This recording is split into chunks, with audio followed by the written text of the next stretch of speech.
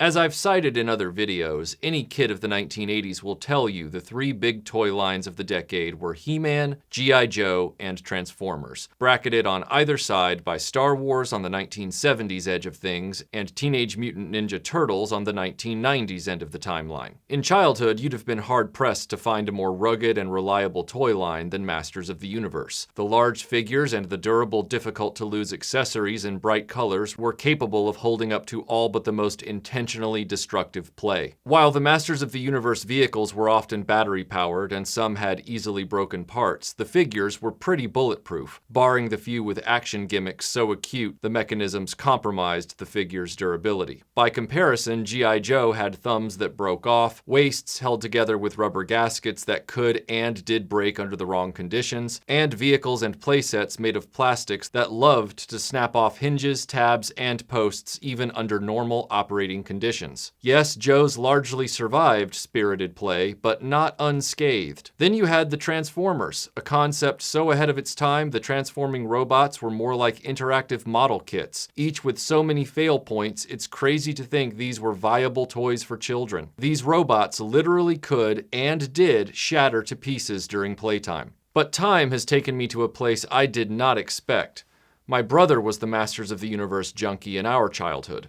He collected scores of the figures, and lost very few accessories, and even fewer figures broke. Chalk that up to my brother's meticulous play patterns combined with He-Man's aforementioned robustness as a product line. However, as Joes and Transformers came out of the toy bins in adulthood, I found myself able to repair them. I could take them apart and replace or repair their broken pieces. Transformers can be completely rebuilt with donor parts from other examples. The Masters of the Universe playsets and vehicles had similar benefits as toys, by and large. But as the earliest entries in my toy collection started to approach their fourth decade of existence, the Masters of the Universe figures started to reveal their disadvantages. Where a failed O-ring inside a Joe figure can be replaced in seconds, the broken or disfigured rubber leg bands holding Skeletor together cannot be so easily fixed. Yes, there are methods people have tried to perfect, but they do not have a guaranteed success rate. Not only does a repair of a single figure take at least a half hour in the best of conditions, during the process of attempting the repair, the new leg band can snap in half, become damaged while being pressed into the other leg, or worst, the figure can sustain additional damage during the repair attempt. This is in addition to the materials used for the figure's heads becoming discolored over time, and the waist springs failing in much the same way the superpowers action gimmicks tend to seize. Once that happens, there's no way to safely disassemble the figures to fix these issues. So I confess I've been shocked to see how He-Man and the Transformers have switched places as to how they're regarded in my collection.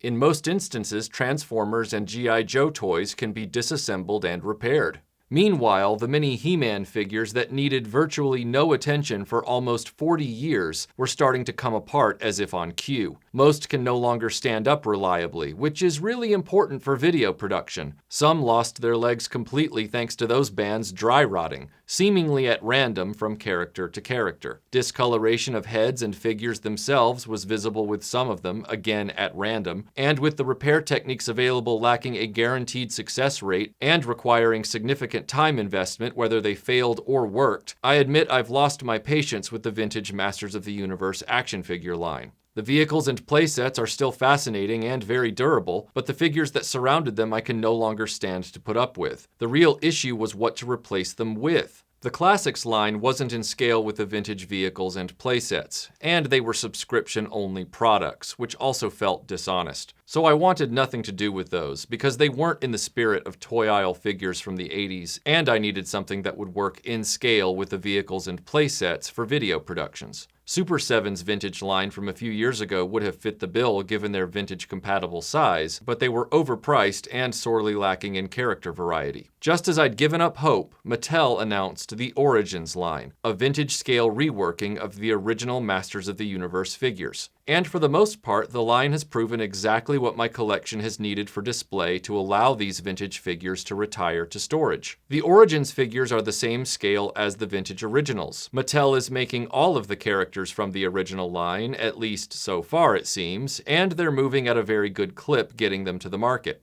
As with all toy lines, Mattel had a few initial hiccups, most notably He-Man and Skeletor's head sculpts, but these have thankfully been revised back to something much closer to their classic looks as standard going forward. Gone are the annoying rubber leg bands that prove to be nothing but a ticking time bomb for lifelong collectors. Added in are welcome amounts of new articulation in the joints. And unlike the Classics line, they are pretty much compatible with the vintage vehicles and playsets, which is crucial for my needs as a video creator. It's not all bread and roses with the Origins line. The face sculpts are very much on the soft side in terms of detail when compared to the vintage figures. Quality control of the joints hasn't been perfect, with random examples having a loose joint here or there right out of the package. A brand new Triclops at 2 Cents Toys broke right out of the card back and I spent a day fixing it, though Mattel has reportedly improved the joint posts to reduce this kind of issue going forward. The biggest issues are the same ones that plague other modern figure lines. Mattel has not learned that collectors do not like constant store and event exclusives. Their PowerCon exclusives sold out in minutes during the pre-order phase, which is frustrating as one of those products was a crucial add-on set for their Origins Castle Grayskull playset. Something that essential should have been included with the playset by default, but if it had to be separate, it should never have been exclusive and limited. Meanwhile, the internet was in an uproar over the Target exclusive Rise of Evil figure set and the difficulty in getting that one. In general, distribution of this line has been inconsistent and frustrating, with certain figures like Trapjaw and Scareglow appearing in stores barely to never.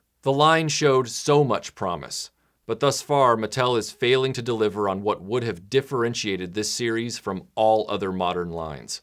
They've fallen back on old habits of making endless exclusives while producing in bafflingly low volumes, making the Origins line just another ripe target for scalpers. With all of those things being issues, why am I still determined to find most of these figures? Because the Origins line is very likely my last dance with Masters of the Universe. After having passed over the 2000s era figures and the classics, I finally found an ideal candidate for retiring those troublesome vintage figures with the Origins line. Since I don't chase other modern lines with any intensity, dealing with getting these Origins toys will be my one modern mountain to climb. And when I finally have all of the essential replacements for the original vintage roster, I'll likely step away from any later Origins releases. Given that Mattel is poised to release 2 new separate toy lines for 2 modern animated series, and that both of these new figure series once again consist of their own He-Man, Skeletor, and Battle Cat trios, I can't help but wonder how many versions of these characters Mattel expects our wallets to absorb. The truth of the matter is there will always be one authentic Masters of the Universe toy line. And while I know a number of people who do not like the Origins line, as someone tired of the vintage figure issues that have proven beyond frustrating, I see the Origins line as the only appealing substitute for display alongside the vintage vehicles and playsets. I remember Masters of the Universe before there was a cartoon. I remember a toy line that didn't need lore and overwrought storytelling to be a compelling action figure line. Despite modern toy industry reflexes like exclusives and distribution frustrating the experience, I know I really like the Origins line because I keep finding myself just setting the figures up simply to interact with them and enjoy how they pose and display. There are conditions, fellow collector, when the vintage versions can cease to sparkle, when originality loses its luster, when the repair table becomes a prison, and all that's left is a fan's love for those old characters in a new form that he can reliably display.